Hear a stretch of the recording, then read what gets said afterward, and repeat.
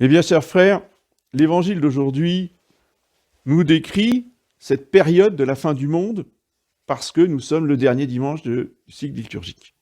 Donc, le tout dernier dimanche correspond à la toute dernière période de l'humanité, c'est-à-dire le règne de l'Antéchrist et le retour de notre Seigneur Jésus-Christ pour juger les vivants et les morts. Donc la résurrection des corps et le jugement dernier. Donc cette partie de la fin du monde, nous l'expliquerons dimanche prochain. Parce que donc il y a deux parties. Nous, on verra plus ce matin la question de l'Antéchrist, de ce règne de Satan, de Lucifer sur le monde entier, vous voyez, qui précède le retour du Christ. Le retour du Christ, c'est le commencement de la vie éternelle de l'humanité sauvée. Donc c'est normal que ce soit le premier dimanche de l'année liturgique. Nous voyons la fin de l'histoire humaine. Et surtout les circonstances. En ce temps-là, Jésus a dit à ses disciples, « Quand vous verrez l'abomination de la désolation dont a parlé le prophète Daniel. » Donc, la prophétie de Daniel est très importante et très détaillée pour ce qui concerne la fin du monde. Cette abomination de la désolation va être appliquée au sens strict par les pères de l'Église à l'événement qui, pour la première fois, annonce la fin du monde. Cet événement qui arrivera avant même que la génération du Seigneur Jésus ne passe. Cette génération ne passera pas que tout cela n'arrive. Évidemment que ce n'était pas la fin du monde. Parce que si c'était la fin du monde qui serait arrivée du temps de notre Seigneur Jésus-Christ, enfin de la génération de Jésus-Christ, le monde a continué de longs siècles après. Donc c'était évidemment pas la fin du monde.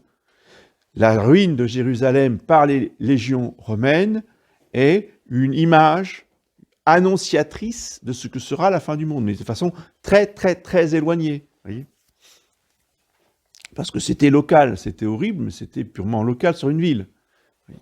Il y aura dans l'histoire d'autres événements qui vont symboliser, imager la fin du monde. Et je vous rappelle comment fonctionne l'Apocalypse. Donc plus on est... Alors, le point central, c'est l'Antéchrist. Et tout en haut, comme les aigles, on commence par les premiers siècles de l'Église. Donc les premières persécutions de l'Église sont très éloignées de la réalité. Mais plus on descend, plus l'aigle, qu'est Saint Jean, descend vers la réalité, comme l'aigle fonce sur sa proie, il resserre les cercles. Donc à chaque fois, ça revient, la même chose revient, mais de façon plus précise, plus violente. La Révolution française, avec ses massacres, est déjà beaucoup plus précise. Mais avant, n'oublions jamais, il y a eu une autre fin du monde présagée, présumée, annoncée, si vous voulez, c'est les Huguenots. Les massacres des Huguenots en France contre les catholiques sont des choses horribles qui présagent justement la persécution de l'Antéchrist. Luther est une image de l'Antéchrist. Napoléon est une image de l'Antéchrist. Et déjà beaucoup plus précise. Parce que Napoléon, les catholiques, ils en bavaient devant Napoléon, beaucoup, pas tous. Il y avait qui étaient restés fidèles, surtout en Vendée. Ils n'étaient pas du tout dans l'esprit, mais combien de Français en France, ils étaient là, Napoléon, sacré empereur par Pie VII, extraordinaire, concordat avec l'Église, tout est... Vous voyez ? Et encore aujourd'hui, vous avez encore des catholiques qui se pâment d'admiration devant Napoléon. J'ai même connu un séminariste à Cône qui avait une statue de Napoléon sur son bureau. Pour vous dire jusqu'où ça va. Je ne parle pas en l'air. Je sais de quoi je parle. Le séducteur, qui a les apparences de la royauté, qui a les apparences de la religion, qui a les apparences du défenseur de la religion, et qui a tout fait pour la détruire de fond en comble. C'est-à-dire que l'art, le génie de Napoléon est d'avoir créé le Code civil, qui est la destruction radicale de la famille et de l'Église. Et plus on avance, plus on a des images encore plus précises. Hein, parce que, je dirais, Lénine ou Staline sont des figures absolument phénoménales de cruauté et de persécution puissante, hein, d'un État totalitaire. C'est-à-dire, l'empereur romain, c'est un petit garçon à côté. Hein. Mao Tse-tung, c'est pareil. Oui. Donc, plus on avance dans l'histoire, et plus la persécution de l'ennemi du Christ est précise, violente, étendue, puissante. Et encore, tous ces gens-là n'avaient pas la technologie moderne dans les mains. Aujourd'hui, avec les ordinateurs qui fonctionnent tout seuls, qui ne sont pas du tout intelligents, mais qu'on appelle à tort intelligence artificielle, voyez, et toutes les technologies et les techniques qui les accompagnent, voyez, nous laissent effectivement deviner la puissance de la persécution de l'Antéchrist, voyez, qui sera absolument formidable et qui séduiront beaucoup de monde. Parce que nous, là, avec nos téléphones, qu'on peut perdre, qu'on peut se faire voler, après, on va avec les ordinateurs, puis on est obligé de taper sur des touches. Voyez. Ça, c'est pour les primates que nous sommes. Voyez. Les chrétiens de la fin, voyez, ils s'entendent dire par leurs enfants, hein, mais moi, c'est quand même beaucoup plus génial que toi, j'ai mon ordinateur dans la tête, dans le cerveau. Voyez. Et cet ordinateur, il existe déjà, il est fabriqué par une entreprise américaine qui s'appelle Neuralink. Donc c'est pas de la science-fiction ce que je vous dis là, c'est l'actualité, sauf que c'est pas encore commercialisé. Et avec les commandes de l'ordinateur par la pensée. Un ordinateur qui est quantique, donc qui va 1000 fois ou 2000 fois plus vite que les meilleurs ordinateurs d'aujourd'hui. Bon, etc., etc. Pareil pour les progrès de la médecine. Ils ont inventé des appareils qu'ils ont commencé déjà à construire, qui n'ont pas la puissance qu'auront ceux-là, puisque la science, on voit très bien à quelle vitesse elle fait des progrès, mais j'ai été contacté par un monsieur, on peut dire vraiment très riche, qui avait les moyens de se faire soigner. Il avait une tumeur au cerveau, et avec des métastases partout, et il m'a raconté qu'il y a un seul hôpital en France et un seul hôpital en Belgique qui possède cet appareil tellement il coûte une fortune, et pour le patient, ça coûte aussi une fortune. Alors je suis incapable de vous restituer, si vous voulez, la technologie, mais c'est à base d'ondes spéciales, vous voyez, et ils arrivent à faire des choses extraordinaires. Alors, ça en est encore au balbutiement, si vous voulez. Mais quand ces choses-là vont se développer au maximum, si vous voulez, quelles que soient les maladies qu'on ait, on rentrera dans la machine, on ressort, on est en pleine forme. En gros, c'est ça. Mais c'est bien ce que dit notre Seigneur dans l'Évangile. Ils feront de grands signes et de prodiges jusqu'à séduire, s'il était possible, même les élus. Oui, parce que, évidemment, Satan étant le singe de Dieu, il va singer les miracles. Oh, vous rentrez dans la machine, vous ressortez, vous savez, comme le scanner, là, hop, ça y est, vous êtes guéri. C'est le miracle du Messie. Voilà. Parce qu'on aura le Messie. Oui.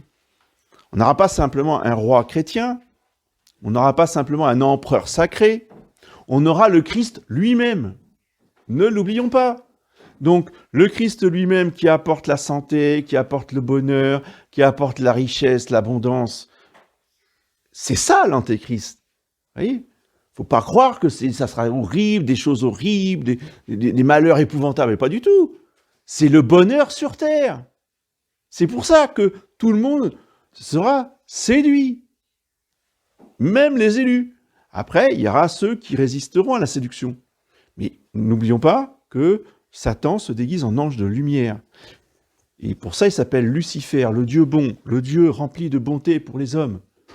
Et c'est Lucifer qui vient apporter la science et toutes les solutions à tous nos problèmes.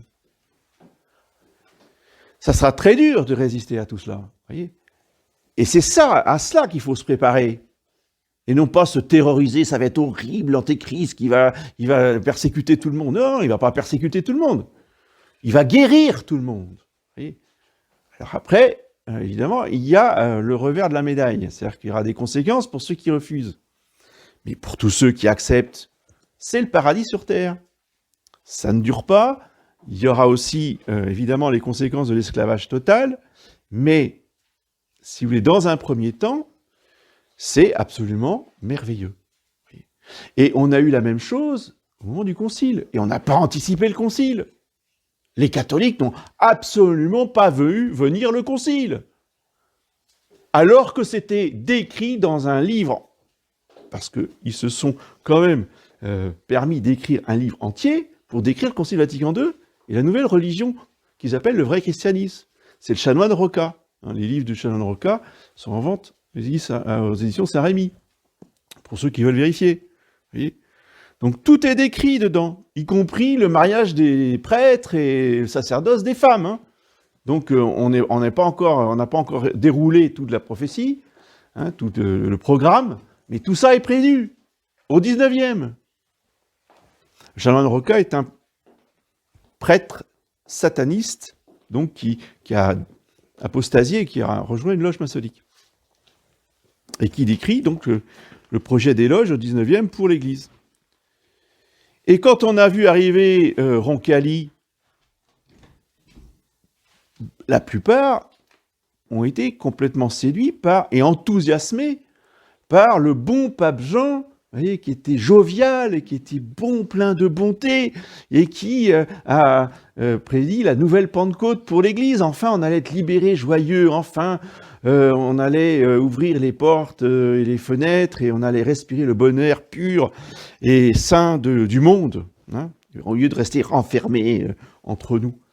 Ça, c'était le discours des années 60, vous voyez, cette espèce de griserie. Et en même temps, vous voyez, on avait, on a marché sur la Lune, bien sûr, évidemment, et etc. Et le développement de toutes les technologies, le pétrole, etc. Donc, vous voyez, ça va ensemble. Nous vivons en petit, ce que les chrétiens vivront en grand quand il y aura l'antéchrist personnel. Oui. Là, nous avons un antéchrist collectif. Oui. Et tous les pères de l'Église parlent de ces deux antéchrists. Il y a l'antéchrist collectif qui prépare la société, si vous voulez, et qui gouverne, mais avec de très nombreux personnages, pas simplement un personnage, mais plusieurs. Ça, c'est l'Église conciliaire avec ses alliés au niveau des loges, etc. Et ensuite, eh bien, dans la dernière persécution, il y aura plus qu'un antéchrist, un Messie, un Christ mondial, vous voyez, qui aura toutes les caractéristiques apparentes du Christ Jésus, sauf, n'oubliez jamais, sauf les plaies. Il n'y aura pas les plaies. Ça sera un Christ sans plaies. Alors que Jésus-Christ ne peut jamais, jamais, jamais apparaître sans ses plaies. Dans toutes les apparitions des siècles après son ascension, le Seigneur Jésus a toujours ses plaies, sur les pieds et sur les mains, puisqu'il les porte glorieuses au ciel. Mais l'Antéchrist, lui, n'aura pas les plaies dans les mains, n'aura pas les plaies dans les pieds, ni dans le côté. Mais pour ceux dont le but sur terre, c'est d'être dans l'opulence et la bonne santé, c'est pas un problème. Qu'il ait des plaies ou pas, ça ne sera pas leur affaire. Ça sera le moyen de discernement des vrais chrétiens qui auront le don de science. Donc l'abomination de la désolation établie dans le sanctuaire. Pour les légions romaines, c'est le général qui rentre à cheval dans le temple de Jérusalem avec les aigles romaines. Ça a été reconnu comme étant cette abomination de la désolation. C'est-à-dire que c'est le pouvoir païen qui rentre dans le lieu saint où Dieu habitait. On est très éloigné de la réalité. Mais aujourd'hui, on comprend beaucoup mieux, déjà. Et aujourd'hui, ça remonte déjà à plus de 40 ans. Le Bouddha, dans la basilique d'Assise, sur le tabernacle, avec tous les lamas là autour en train de faire leur simagrée bouddhiste. 1986. Ça remonte. Et depuis, tous les ans, il y a des réunions mondiales qui se passent. On n'en parle pas. Ça a été la première qui a fait la une des journaux et les commentaires. Mais toutes les suivantes, on n'en a pas parlé. Mais jusqu'à aujourd'hui, régulièrement, ils font des réunions d'assises avec toutes les religions. Et bien sûr, on a eu Pachamama avec Bergoglio, cette déesse païenne qui est rentrée dans l'église de la basilique de la Sainte Vierge, et il a carrément encensé. Bouddha n'avait pas été encensé par Jean-Paul II. Pachamama a été encensé, c'est-à-dire que vraiment, l'encens est réservé pour la divinité. On n'encense que le Saint-Sacrement. Et les chrétiens, ou les reliques, ce qui est sacré. Mais là, on a affaire à une déesse païenne, et Bergoglio l'a encensée dans le sanctuaire. C'est vraiment l'abomination dans le sanctuaire. Celui qui lit comprenne. Saint Thomas commente aussi l'épître aux Thessaloniciens, où Saint Paul parle justement de l'arrivée de l'Antéchrist, où il rassure les fidèles de l'époque, qui, comme régulièrement, certains fidèles qui sont en panique, parce qu'ils disent « ça y est, c'est la fin du monde, ça y est, monsieur l'abbé, ça arrive, de toute façon c'est fichu, tout est... on va y passer ». Ben déjà, il disait ça à Saint Paul. Donc, c'est pas nouveau, rien de nouveau sous le soleil. Et Saint Paul, donc les rassure en disant « il y aura des conditions très particulières avant que l'Antéchrist puisse venir, l'Antéchrist personnel. » Donc, il faut qu'il y ait l'apostasie générale des nations, c'est-à-dire que les nations catholiques rejettent l'Église catholique, ce qui a été fait jusque dans les années 80, je vous ai dit, puisque le dernier pays catholique à apostasier, c'était l'Italie, avec Jean-Paul II, qui a renoncé donc au concordat. Ensuite, il faut qu'il y ait un obstacle, que l'obstacle qui retient l'Antéchrist saute. Oui. Pourquoi l'Antéchrist ne se manifeste pas, dit-il ? Parce qu'il y a quelque chose, il y a un obstacle qui le retient. Alors, on a beaucoup cherché dans les pères de l'Église, qu'est-ce que voulait dire cet obstacle ? C'est quoi cet obstacle qui empêche l'Antéchrist d'arriver ? Donc, saint Augustin, qui a vu l'Empire romain s'écrouler et les barbares commencer à envahir toute l'Europe, s'est dit, ah ben voilà, c'est ça, j'ai trouvé, l'obstacle qui empêche l'Antéchrist d'arriver, c'est l'Empire romain. L'Empire romain qui maintient l'ordre social et qui empêche justement, et qui protège l'Église. Oui. Depuis Constantin, 314, avec la paix de Constantin. Et finalement, vous voyez, les siècles ont passé et l'Antéchrist n'est pas arrivé. Donc l'obstacle n'était pas l'Empire romain. Saint Thomas dit, mais ce n'était pas complètement faux, parce que c'était bien Rome qui est l'obstacle. Seulement, ce n'est pas la Rome païenne, c'est la Rome chrétienne. Et qu'est-ce que c'est que la Rome chrétienne ? C'est le pape. Qu'est-ce qu'il fait ? Rome, c'est le pape. Et l'obstacle à l'Antéchrist, c'est le pape. C'est le pouvoir papal l'infaillibilité et l'autorité pour excommunier les hérétiques, qui fait que cela bloque, cela empêche l'homme de perdition de prendre le pouvoir sur les âmes dans le monde entier. Parce qu'il y avait toujours le pape qui était là pour contrecarrer les hérétiques. Et saint Thomas n'hésite pas à écrire que à la fin, l'Antéchrist sera reçu dans l'Église et la gouvernera. Vous avez entendu ? Il sera reçu dans l'Église et la gouvernera.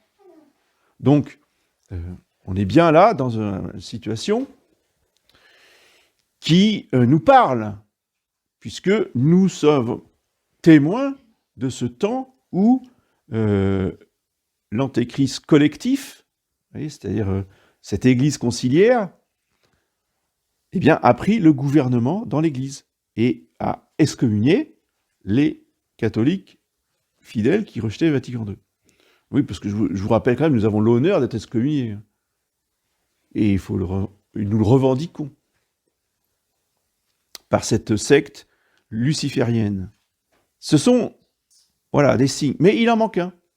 Encore un dernier, lui qui n'est pas arrivé. La conversion de tout Israël. La conversion du peuple juif répandu dans le monde.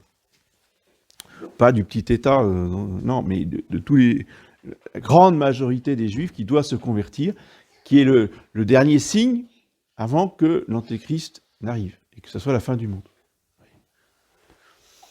Donc vous voyez qu'on n'y est pas encore.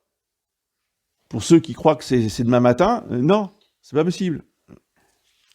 Mais par contre, les faux Christ, les faux prophètes qui font des grands signes et des grands prodiges, là, oui, nous y sommes. Oui. Je vous ai dit que les papes, on ne savait pas quoi en faire, mais alors, beaucoup plus nombreux sont les messages du ciel.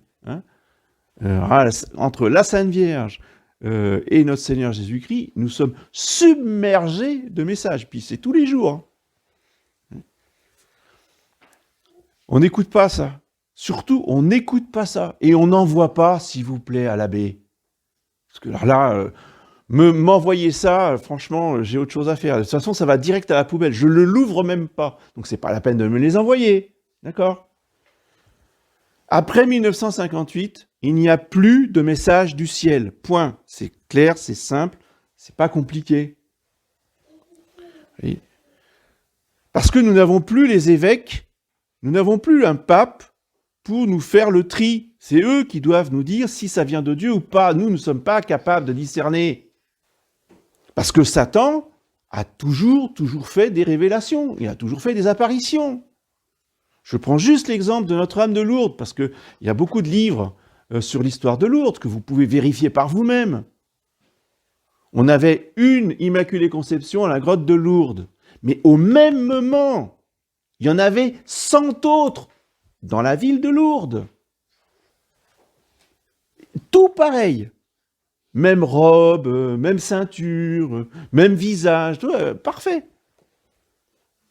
C'est comme ça. Satan fait toujours des imitations pour détourner les âmes de la vérité divine. Quand la Sainte Vierge ou notre Seigneur fait quelque chose, lui, il fait la même chose ailleurs. Vous voyez, avec des signes et des prodiges. Voilà. On a eu Fatima, Notre-Dame qui est venue à Fatima, il a fallu qu'il nous fasse Garabandal. Bah, c'est obligé. Mais qui fait ce discernement ? Dans notre chapelle de Rennes, tous les ans, on nous fait des quarts pour Garabandal, à Rennes, chez Abbé Roger. C'est comme ça. Vous voyez, c'est pas évident. C'est ça l'Antéchrist. C'est pas tout de suite les persécutions, les prisons, les tortures. Non, c'est la Sainte Vierge, c'est Jésus, avec ses miracles, qui viennent vous apporter la fortune, qui vient vous apporter la guérison, qui vient vous apporter la santé. C'est ça l'Antéchrist, c'est pas des choses épouvantables. Les choses épouvantables, c'est pour ceux qui ne sont pas d'accord et qui se révoltent. Mais on ne peut pas ne pas être d'accord avec tout ce qu'il nous propose. Voyez, sauf si on se bat avec la foi. Alors là, oui. Et ça, il n'aimera pas du tout. Mais la plupart des personnes, des gens, ils ne se battent pas avec la foi. C'est pas la foi qui les intéresse. C'est la santé, c'est la fortune, c'est le confort. Voilà. Et ils seront d'accord. Ils verront après les conséquences. Ne nous laissons pas séduire et demandons justement au Saint-Esprit le don de science pour discerner le vrai du faux, le bien du mal. D'accord ? C'est fait pour ça, le don de science. Vous voyez ? Et ce qui est tout à fait rassurant, et qui doit être pour vous aussi, vous voyez, un moyen de fortifier votre foi, c'est que justement cette expérience, cette tentation voulue par Dieu de ce conclave avec le Père Jacques, et si bien sous tout rapport, un beau moine formidable, qui parle si bien, vous voyez ? Puis que tout d'un coup, hop, il veut nous emmener vers un conclave. Comme dit Jésus dans l'Évangile, les brebis connaissent la voix du pasteur. Et elles n'écoutent pas la voix de l'étranger brésilien mercenaire. Vous voyez ? Le mercenaire, on ne le suit pas. Parce que la brebis, c'est bien, elle entend bien que ce n'est pas la voix du maître.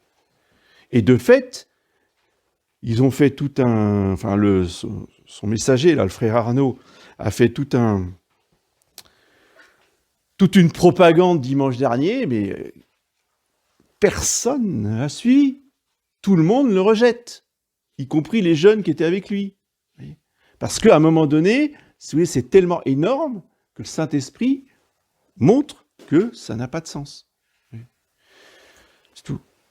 Et à mon avis, on n'en a encore rien vu, parce que ça, bon, un conclave, oui, ça peut vous troubler un peu, mais attendez-vous à avoir bien plus dans les années qui vont venir. Hein.